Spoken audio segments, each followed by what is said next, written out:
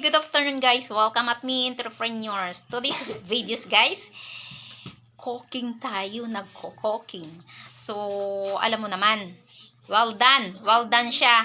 Ang aming simpleng merienda this afternoon. So, malamig ang panahon, dapat laging kumain ng kumain. Kasi stay at home at saka with hot coffee. So, nagluto ako guys ng simpleng merienda no sa aking children para pagdating ay may kakainin. Ito siya guys, oh. Pansit bato from Bicol region. Niluto ko. Tararang! Luto na siya. Ang aming simpleng pansit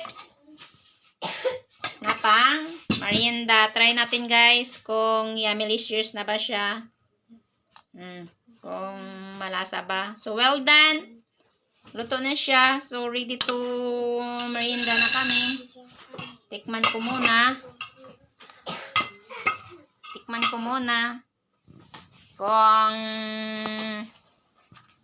okay na ang aming merienda. Tikman muna natin guys ha kung yummy-licious ba.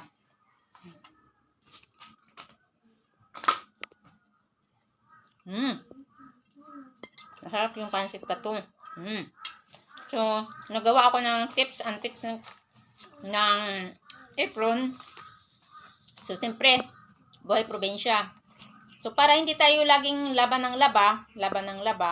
So, ginawa namin ng ni ate, tips, ideas sa aming apron para hindi laban ng laba. So, marami namang dahon din sa probinsya. Bago gagamitin ng aming ate, no? Na ganyan siya. Dahon ng gabi. Tsaka ito. Tsaka ito pa yung pang papaya. So, yan. Design. O, may design ang aming apron. Mayroon ka pang merienda na malicious. Busog ka pa. So, simpleng merienda namin is busog na. Ganito sa buhay probinsya, guys. Pansit bato. Kung ikaw ay mahilig sa pagluluto, so hindi ka magutuman talaga, no? Kapag mahilig ka sa pagluluto. So, that's it. Tara na, merienda tayo. Pansit bato.